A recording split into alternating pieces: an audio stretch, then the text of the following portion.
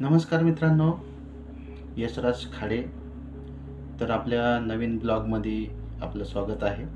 तर माझा YouTube channel आहे यशराज खाडे. मी पुण्यामध्ये राहतो आणि आपल्यासाठी एक छान छान असे व्हिडिओ मी बनवणार आहे.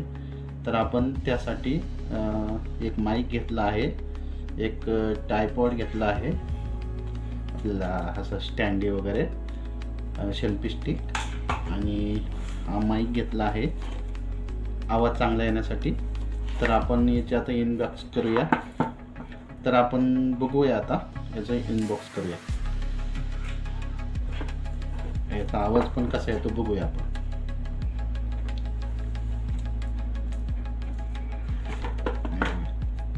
तुम्हाला मी दाखवतो. हे बघा मित्रांनो, हा एक सेल्फी स्टिक घेतलेली आहे. हा आपण एक माईक घेतलेला आहे. तर आपण याचा कसा आवाज येतोय, काय येतोय, तर याचं आपण तुम्हाला मी सर्व दाखवतो आज. तर आपण सर्वात पहिला हे बघा, हा माईक आहे. तर ह्या माईकची आपण लाईट चालू करू. हे माईकची लाईट चालू होती. तर आणि आपण याचा रिसिव्हर आहे, रिसिव्हर इथं मोबाईलला आपण अटॅच करूया. आणि त्याचं सी टाईप पिन आहे आणि आपल्या मोबाईलचं हे नॉर्मल पिन. तर त्यासाठी ही एक आपण पिन घेतलेली आहे. ही खूपच महाग भेटली मित्रांनो, कारण ही कुठं मार्केटला भेटत नव्हती. मी 2-3 वेळा आपल्या येताना JM रोडला बघितला, तर त्या मित्राने एक दिली मला, पण 350 रुपये घेतले एवढेसे याचं. आणि दुसरी एक घेतली होती मी, पण ती मला भेटली, ही फक्त 100 रुपयात भेटली. पण ती फक्त चार्जिंग होतं, याने चार्जिंग होतं, त्याच्यामुळे याचा काही आपल्याला उपयोग नाही सध्या. तर ही पिन आपण घेतली. त्याच्यामुळं मी म्हटलं आपलं पूर्ण वस्तू आल्यानंतरच आपण व्हिडिओ बनवू. तर बघा मित्रांनो, आपण याला कनेक्ट करूया. आता ह्या मोबाईलच्या पाठीमागं हे असं कनेक्ट करायचं. सी टाईप पिन आहे सी, आणि याला कनेक्ट होतं याचं मोबाईलचं. इथं कनेक्ट झालं पाठीमागं कनेक्ट झालं की याचा आवाज चांगला येतो. तर याची अजून लाईट काही लागत नाही. याची लाईट पूर्ण लागली हिरवी तरच आपण समजायचं की हे चालू झालं. तर आपण याच्यामध्ये OTG कनेक्शन म्हणून असतो एक, आपल्या याच्यामध्ये OTG कनेक्शन म्हणून असतो आपल्या मोबाईलमध्ये. तर ते पहिला आपल्याला चालू करावं लागतं. तर आपण चालू करूया पहिला. आता याचं OTG कनेक्शन चालू केलं आपल्या मोबाईलमधलं. आणि आपण आता बघू शकतो की हे बघा, हा माईक जो आहे त्याची बघा लाईट लागली. हे बघा, लाईट लागली त्याची. आणि आता आपण याचा आवाज ऐकूया. जे काही रेकॉर्डिंग होईल आता चालू, त्याचा आपण आवाज ऐकूया. आपण इथं असं ॲडजस्ट करू आतमधल्या साईडला.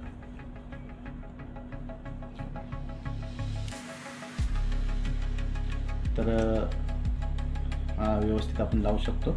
तसा आपण हा नॉर्मलच माईक घेतला आहे. तर हा आवाज कसा येतो आता आपण बघूया मित्रांनो. तर मित्रांनो, खूप दिवस झाले, म्हणजे जवळजवळ 1 वर्ष झाले, मी विचार करत होतो की आपल्या मित्रांसाठी खूप चांगले चांगले व्हिडिओ बनवायचे. आणि माझं शॉप गेल्यापासून थोडंसं जरा परेशानमध्ये होतो मी. जवळजवळ 1.5 ते 2 वर्ष झाले माझं शॉप होतं विश्रांतवाडीमध्ये. आणि ते गेल्यानंतर मी बरेचसे कामं केले. रिअल इस्टेट केलं, परत ऑनलाईन प्रोडक्टचं कामं केले. परंतु काय होतं मित्रांनो की माझा मुलगा कॉलेजमध्ये 11वीला ॲडमिशन घेतलं होतं त्यांनी. तो लहान होता तोपर्यंत ठीक आहे बाबा, आपण त्याला सांगायचो की बाळा आता पैसे नाही आहे, पुढच्या महिन्यात देतो. किंवा त्याला काही कपडे घ्यायचे असेल तर बाळा आता एकच ड्रेस घे, तर आपण त्याला सांगत होतो. पण विषय असा झाला, माझं शॉप जवळजवळ 2015 15-16 पासून थोडंसं जरा डाऊनफॉल झाला. म्हणजे माझं टेलरिंगचं शॉप होतं, मोठं शॉप होतं टेलरिंगचं, जवळजवळ 350 स्क्वेअर फूट होतं, विश्रांतवाडी बिल्डिंगमध्ये होतं, जय गणेशोत्सवमध्ये. आणि त्याच्यानंतर काय माहीत नाही, म्हणजे असे वाईट दिवस येत गेले. म्हणजे मी काही पण असं चांगलं काम करायला गेलो, समजा कारागीर आले तर काम नसायचं, काम आलं तर कारागीर नसायचे. आणि 2014 मध्ये काय झालं की माझं दुकान चांगलं चालत होतं, म्हणजे शॉप चांगलं चालत होतं. जवळजवळ 4-5 टेलरचे बी कामं येत होते, आपल्या दुकानाला पण काम चांगलं येत होतं पॅन्ट शर्ट शिवायला. आणि मी एक लोन म्हणजे आपल्याला जुक्की मशीन घ्यायच्या नाही का, नवीनच त्याचं चांगलं हे होतं, म्हणजे मार्केटमध्ये क्रेज होता की हाय स्पीडच्या जुक्की मशीन घ्यायच्या. त्यावेळेस काही कोणाकडे नसायच्या, तर मी असेच एक मशीन आपली 15-20 हजारची मशीन मुंबईवरून एक आणून अशी 3-4 जमा केल्या होत्या, प्लस आपल्या 3-4 म्हणजे असे 8 ते 10 मशीन माझ्या होत्या. इकडनं अशा 3 मशीन असायच्या, इकडनं 3. एक दिवशी मी तुम्हाला फोटो दाखवूनच त्याचा, आपली पेपरला ॲड असायची, जस्ट डायलला ॲड होती. आणि आपण खूप चांगलं म्हणजे दर आठवड्याला 50,000 रुपयाचं आपण टर्नओव्हर करायचो. तेच त्यावेळेस म्हणजे मित्रांनो, एक दिवस मी खूप चांगली आपल्याला माहिती देईन की मी पुण्यामध्ये कसं आलो. तसं माझं गाव नगरमध्ये जामगाव म्हणून आहे, आणि माझा एक भाऊ आहे मोठा. आम्ही पहिले लहानपणी निगोजमध्ये राहत होतो. तर मित्रांनो, असा हा विषय आहे. तर माझं शॉप गेल्यापासून म्हणजे असं मी जे काही काम करायला गेलो हे चुकीचं काम व्हायचं. ते आता सगळं डिटेलमध्ये मी जात नाही. तर आता सध्या मी जॉब करतो, एक शोरूम आहे, शोरूममध्ये मी जॉब करतो. म्हणजे 18,000 रुपये सॅलरी आहे. सकाळी 12 वाजता यायचं, रात्री 9 वाजता सुट्टी होती. तर माझे जे काही मित्र आहेत, आपले जुने कस्टमर आहेत, ते मला फोन करून आपले जे काही ऑनलाईन कामं असतील, म्हणजे नाही का, मी त्यांच्या घरी जाऊन कपडे घेऊन येतो, त्यांना शिवून परत 2-3 दिवसांनी त्यांना देतो. काही लोक पैसे देतात, काही देत नाही. कसं असतं, आपलं शॉप जर नसेल ना मित्रांनो, तर लोक किंमत करत नाही आपल्या कामाची. शॉपवरती कसं, समजा त्यावेळेसच मी 2017-18 मध्ये 900 रुपये शिलाई घेत होतो. आत्तासुद्धा लोक 700 रुपये, 750 रुपये, 800 रुपये देतात. म्हणजे क्वालिटीचं लोकांना काही घेणं देणं नाही. माझं शॉप असल्यामुळं चांगलं शॉप होतं विश्रांतवाडीमध्ये, तर त्यावेळेस 900 रुपये शिलाई घ्यायचो मित्रांनो, 2014 मध्ये मी. आणि छोटे टेलर आपले म्हणजे असे नॉर्मल जे टेलर आहेत, साधं नॉर्मल काम करणारे, ते आपले त्यावेळेस 600, 650, 500. त्याच्यानंतर मी गावाला गेलो. गावाला 2 वर्ष होतो. मुलगा छोटा होता, लहान होता. तर आता कसं मित्रांनो, माझं शॉप गेल्यापासून मुलगा 11वी गेला होता त्यावेळेस. मग मला त्याला कसं किती आपण खोटं बोलणार नाही का. मी असं विचार केला की आपलं एक जॉब करावं, जवळजवळ त्याचं ग्रॅज्युएशन होतं तर. आणि त्यांनी चांगलं केलं मित्रांनो. त्यांनी पण वाड्या कॉलेजमध्ये त्याचा नंबर लागला, नेस वाड्या म्हणून पुण्यामध्ये 2nd नंबरचं कॉलेज येतं, गव्हर्नमेंट आणि प्रायव्हेट असं दोन्ही मिळून आहे. तर तिथे त्याचा नंबर लागला. आणि जास्त आपल्याला कास्टमुळं आपल्याला जास्त काही पैसे भरायची वेळ नाही आली.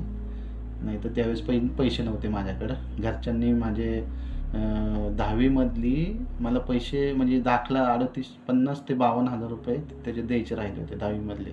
विश्रांतवाडीमध्येच होतं शाळेला. मी खूप रिक्वेस्ट केली होती त्यावेळेस. कोरोना होता. कोरोनानंतर बरेचसे लोकांचे पैसे राहिले होते, म्हणजे मुलांचे. पालक लोक यायचे, चक्रा मारायच्या, ते कॉलेज शाळेवाले काही देत नव्हते, इंग्लिश मिडियम शाळा होती ना. तर माझ्या मिसेसनी तिचं सोनं ठेवून ते काढून आणले मला न सांगता. म्हणजे ते चला ठीक आहे. पण 11वीत गेल्यानंतर मी स्वतः त्याचं कॉलेजचं ॲडमिशन केलं, म्हणजे धावपळ केली सगळे काही जे डॉक्युमेंट. जास्त पैसे नाही लागले, 1400 रुपये त्याचं ॲडमिशन झालं. कास्ट होती, आपले कास्ट सर्टिफिकेट वगैरे असल्यामुळं. तर ते झाल्यामुळं त्याचं पण चांगलं म्हणजे मार्क वगैरे त्यांनी पाडले 12वीत. पण आता जवळजवळ 68.77% मार्क आहेत त्याला. नंतर त्याने CET दिली, CET मध्ये पण त्याला 53% मार्क आहेत. तर त्याचा त्याने आता फॉर्म भरला आहे इंजिनिअरिंग करायचं म्हणतो BBSc, आणि मग त्याच्यासाठी आता त्याला पैसे लागणार आहे मित्रांनो. तर माझं शॉप नसल्यामुळं मला फक्त 18,000 रुपये सॅलरी आहे, आणि 18,000 रुपये सॅलरीमध्ये बघा घर भाड्याने आहे. आता माझी मिसेस पण जॉब नाही करत, तिला पण 3-4 वर्ष झाले तिला तर ते कमराचा त्रास झाला, त्याच्यामुळे ती काही जॉब करत नाही. ती सगळं बर्डन येतं. आणि मग मी बरेचसे असे काही कामं केले, ऑनलाईन केले, प्रोडक्टचे, आयुर्वेदिकचे केले माझं शॉप असताना. पण ज्यावेळेस शॉप माझं गेलं, मग आता आपण जॉबला जाणार तर तिथं आपल्याला म्हणजे अलाउड नसतं. आहेत काही लोक चांगले, पण आपण जर फेस नाही दाखवला कस्टमर लोकांना, ते आपल्या भरोसा नाही करत. कसं माझं शॉप होतं, शॉपमध्ये कसं कस्टमर आले आपण तिथं त्यांना माहिती द्यायचं, तर तुरंत घ्यायचे, लगेच प्रोडक्ट वगैरे घ्यायचे, तर चांगलं चालत होतं. माझं शॉप गेल्यापासून हे कोरोनाच्या म्हणजे सेकंड कोरोनाला माझं शॉप गेलं. शॉप गेल्यानंतर खूप ठिकाणी मी 2-3 ठिकाणी शॉप टाकलं, पण ते काही चाललं नाही. कारण आपली जी मेन जागा असते ती जर गेली तर ते लोक येत नाहीत. आणि हे कोरोनाचा टायमिंग असल्यामुळं खूप परेशान झाले, लोकांचे कर्ज झालं माझ्या अंगावर. शेवटी म्हटलं आपलं जॉब केलेलं चांगलं आहे. जॉब पण म्हणजे तसं काही वाईट नाही आहे. एक शोरूम आहे आपलं कपड्याचं, त्याच्यामध्ये फक्त ऑल्ट्रेशन करायचे. म्हणजे खूप म्हणजे असं आपण जे काही पहिलं पुण्य केलं असेल, लोकांना खूप मदत केलेली मित्रांनो. मी माझे पैसे खूप लोकांकडे बाकी आहेत, पण आता कसं माझा स्वभाव कसा आहे, कोणाला असं दुःख देऊन, मला शिव्या देऊन किंवा उलटं बोलून मला ते पैसे काढायला आवडत नाही.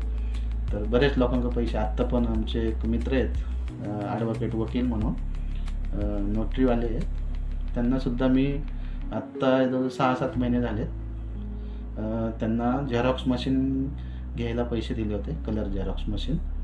तर 21,000-22,000 रुपये आहेत. तेच आता पैसे मी मागणार 1-2 दिवसात, तर ते देतो म्हणून नाही का, म्हटलं ठीक आहे चला जाऊ दे, आपले मित्र पण आहेत. तर असं मित्रांनो, त्यासाठी मी ते आता बोलायला गेलं तर खूप वेळ होईल. तर आत्ता मी यूट्यूबमध्ये म्हणजे असं पहिले थोडं आपलं एक चॅनल होता, टाकायचं मला माहीत नव्हतं. आता प्रॉपरली आपल्याला यूट्यूबवरती काम करायचं आहे मित्रांनो, आणि तुमचा सपोर्ट असाच राहू द्या. आणि खूप म्हणजे असं आपले डेली ब्लॉग असणार आहेत, कशाविषयी माहिती, कुठल्या प्रोडक्टविषयी माहिती, कोणाच्या आपल्या मित्राचं काही प्रॉब्लेम असेल त्याविषयी माहिती, कोणाचे पैसे अडकले. म्हणजे मला असं एक आवड आहे मित्रांनो. समजा असं कोणाला मदत करायची, बाबा कोणाचे पैसे अडकले तर जायचं, त्या व्यक्तीला आपण रिक्वेस्ट करायची. पैसे असे बरेच आम्ही मध्ये काढून दिलेले आहेत मित्रांनो. तर बँकेचे वगैरे हे सगळे लोक आजकाल कसे खूप फसवतात मित्रांनो. तर ते खूप अनुभव घेऊन बसले मी, तर त्याविषयी आता काही बोलणार नाही. एक दिवशी आपण ह्या तर मित्रांनो आता मी व्हिडिओ बनवतोय, तर आपल्याला व्हिडिओ कसा वाटला त्याबद्दल आपण कमेंट करा, आणि आपल्या चॅनलला सबस्क्राईब करा, म्हणजे तुम्हाला चांगले व्हिडिओ येतील. तर उद्या गणपतीचं आपले विसर्जन आहे, तर बघूया आपण, वेळ जर भेटला तर त्याचं पण आपण व्हिडिओ बनवूया.